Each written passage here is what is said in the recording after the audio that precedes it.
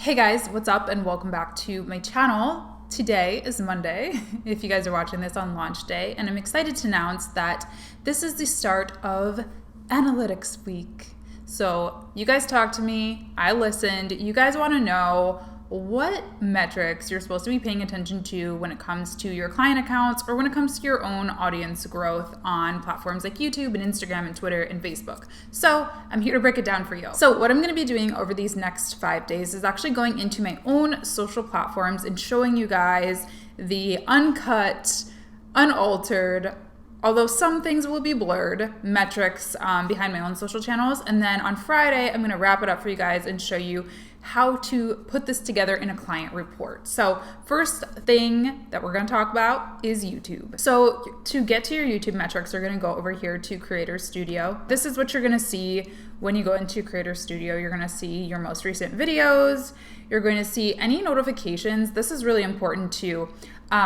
This little blue bar here, it will show you guys like anything that YouTube really wants you to know. So I've gotten invitations to YouTube events before on here, things like that. So make sure to check that. This is saying that there's a subscriber purge going on right now. So if you guys notice that your subscriber counts are lowering, that's why. They're getting rid of like spam and fake accounts. Then you'll also see here, you'll see a snapshot of your analytics. So this just has some of the most important analytics for you to pay attention to right now: your watch time, your views, subscribers, and estimated revenue, which I'm blurring out. So let's just go into the analytics. So if you click here, this should take you to it. View all, loading analytics. All right. So you'll see here that everything defaults to last 28 days. You can change the timeline to really see, I think you can do this custom too. Yeah, you can do a custom range. So if you had like a certain campaign, or maybe you had a channel manager that was managing your stuff and you wanted to see how things were going just while they were doing it, whatever, you can customize it. But I tend to look at things for last 28 days, this year, and all time. Like that's kind of how I tend to, and quarter. But anyway, we'll go 28 days for now for the sake of this. So we're seeing watch time here. So watch time is the total number of minutes in the last 28 days that people have watched my content. And then you'll also see here that there's little green or red arrows based on whether that is an improved metric or a decreased metric, or the metric has gotten worse, whatever. Over here is average view duration. You guys will see this number is quite low. I was like a little embarrassed to put this in here, but my average view time or watch time is really, really low. I also don't want to say that and like make any of you guys feel bad either, because it does definitely vary by industry. There's a lot of reasons why my view time is that low.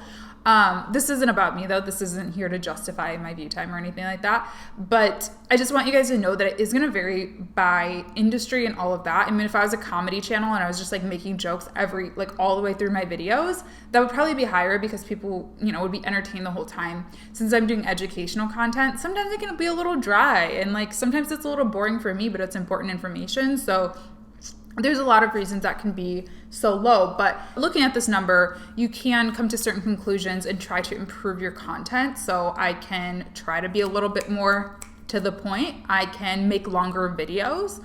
It used to be that YouTube wanted you to make short videos and just retain people the whole way through. And now that's not so much the case. It's more just based on the number, based on the watch time. So anyway, there's a few different things you can do there, but as you can see, this is actually a little bit better than last month and in the past. My view duration actually used to be like in the 2 and 3 minutes back in the day. So definitely an improvement. My views, you can see my views were down. I created less videos this month. So that's probably why, or last month, sorry, November. And then my revenue has a green arrow as well, so that's a good thing. December is always a good month for ad revenue, so that's why a lot of your favorite creators do things like Vlogmas or just post a lot of videos, because they get that coin. Okay, so down here, just more details: likes, dislikes, comments, shares, videos and playlists, subscribers. I won't spend too much time on those because they're very self-explanatory. Now I'm gonna show you guys what I really like to look at. First thing I really like to look at is my top videos here. So this is showing me, again, for the past 28 days, what some of my top videos are. And then YouTube Premium revenue, I get asked about that a lot. YouTube Premium is a new service that they're offering, and normal creators, even non-premium creators, get a little cut of that revenue. I honestly don't really know how it works, but it is really, really low. I mean, these numbers are like dollars. Geographies are also another good thing to pay attention to, where people are watching your videos. So 67% of my audience is in the US, 8.1% in the UK, 6.3% in Canada, 2.7% in India, and 2.3% in Australia. Not very surprising for any of those, because those are mostly English-speaking countries. I think India, I don't know if English is an official language of theirs, but I know that there's a high-speaking English population in India. I am a little surprised that Canada is lower than the UK, just because I'm so close to Canada and I travel to Canada a lot. I would expect that to be higher than the UK. But anyway, gender is interesting. This used to be very different. It used to be almost like 90% female, I would say. And so I'm about half and half, a little bit more female. Traffic sources, we're going to get into that one in a second, and playback locations. So this is interesting too. 99% of my views came from the YouTube watch page. So meaning somebody like was just on YouTube watching the video. Embedded on websites and apps, 0.6%. YouTube other, which I think we can click in here and see what that is, and YouTube channel page. So virtually nobody is coming to my YouTube channel and watching a video. So that's also interesting. So let's click on traffic sources, because I think this is another one that I really like to look at. There's all these like charts, which, yeah, I'm not a chart person. These things like give me headaches. So I just like to look at like the numbers, or sorry, graph. I'm a chart person. Anyway, whatever. So suggested videos gave me 34% of my traffic this month. So that is, you know, the things that come up in the sidebar when somebody else is watching another video. It gave me 34% of my watch time, 25% of my views, 28% of YouTube premium watch time. And it also has, it looks like, one of the highest average view durations. So that's cool too, because what that is telling me is that YouTube is actually suggesting my videos in the right places. And one of the things that ties into that is keywords. So that's telling me that I am titling my videos appropriately, and I'm choosing good keywords for my videos, because none of them are misleading. They're coming from videos that are similar to them, and people are actually clicking on them. They're being attracted to the thumbnail in the sidebar. They're clicking on them and they're getting what they wanted out of them. So I'm not doing clickbait. They're categorized correctly, all of that. So that's a really, really good sign, because I've seen a lot of clients have really bad drop off from suggested because they're doing like clickbait or things like that. YouTube search, this one is actually a little bit lower for my watch time here. Now we can also explain that because people are searching for information. So let's say I'm searching for how to create Instagram story highlights, for example.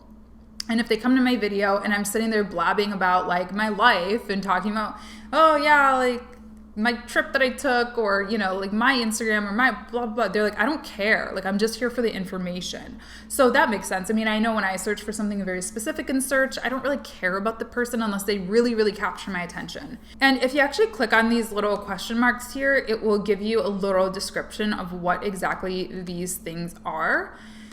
So browse features is homepage, subscription feed, and other browsing features. So that is a 5-minute watch time. So that's a good sign too, because that shows me that probably people who are subscribed to my channel are actually watching at least 5 minutes of my video, which is still pretty terrible, but I guess it's not too terrible because some of my videos are only about 8 minutes or 6 minutes or whatever. And then we can just go on and on from here. Now, one thing that is really interesting, if we see the highest one on here is 7 minutes, which is pretty dang good. And that is my playlist. So obviously it's a very small amount. My watch time is only 1,745 minutes. It's one of the lower ones, but again, that shows me that playlists are worthwhile. I mean, people who are really like on a binge and wanna, you know, binge watch me do and actually stay tuned for a while. So this one is really fascinating. Now, I'm gonna show you guys even deeper on this.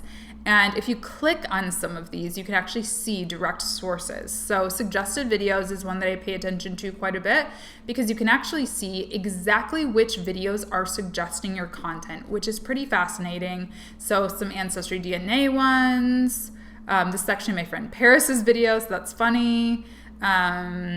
yeah, you can hover over those, click on them, see they're pretty much all DNA videos. Wow. One of my own videos, I guess few of my own videos are suggesting my own content. You can see the view duration for all of these things as well. Let's see, what is this? Oh yeah, so you can see like 8 and 9 minutes. These are my own videos. So that's interesting. Like people, again, like that's a good thing, because if they like my first video and they click on the second video, they probably like me, which is good. So hopefully they end up subscribing and watching more of my videos. Some of the other ones, I mean, these are all actually pretty good though. I mean, they're all over 5 minutes. So I'm kind of impressed by that. I'll show you the one last thing that I really pay attention to on YouTube analytics, and that is YouTube search. If we click on this, we can see the exact things that people are searching for to find my content, which is invaluable. I often go to this and just pull terms and make a video on that term. Social media manager is the #1 thing. So that's something that I've really been trying to do, is rank for that term, because people search for it. And when they search for it, they click on my stuff. You know, you can look at these yourself, but anyway, these are all terms that people are searching for and clicking on my content because of. And so this is really helpful to know. It's helpful to know exactly how people are searching for things, because like social media management tools, for example, that's not necessarily a term that I use very often, but it might be something, hey, maybe I'll create a video in a couple weeks called social media management tools you need, or something to help rank for that term that people are searching for. So that's a really interesting one. And then let's like drop it down to lifetime, just to see just overall, because that's just 28 days. Sometimes it freezes when you do lifetime, because it's like, oh my gosh, so much data. Please don't freeze while I'm recording.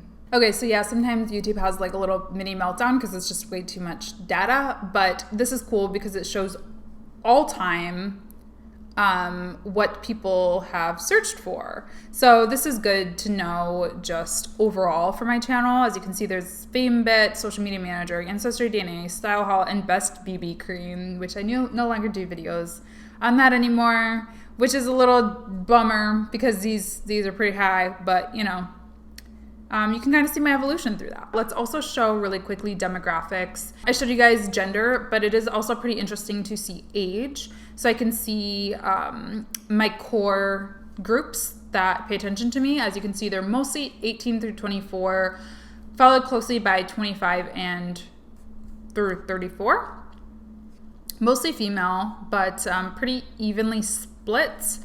And here's like the breakdown of everything. Viewer age, you can also look by viewer gender. It's just really interesting when I'm crafting content. You know, maybe I'm thinking, should I do a video on college? Like, does anybody care? Is anybody in college who watches me? Well, I can look at this and see, yeah, actually about 38% of my audience is probably in college or college age. Actually, even though the majority of my audience is 18 through 24, the majority of my viewers, like people who are watching, putting in watch time on my videos, are actually a little bit older. So that's, again, that's really good for me to know.